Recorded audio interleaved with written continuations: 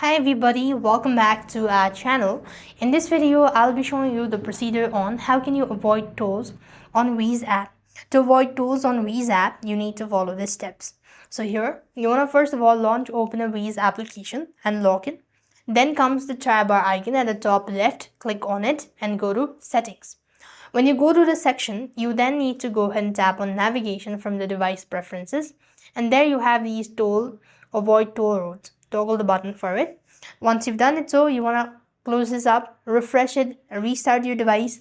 And that is how you could avoid tolls on Waze app, or you've successfully enabled it so. Now, if you cannot find these options, then you want to make sure to update the app to the latest version.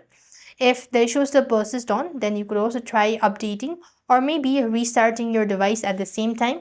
That is going to help, or reinstalling as well.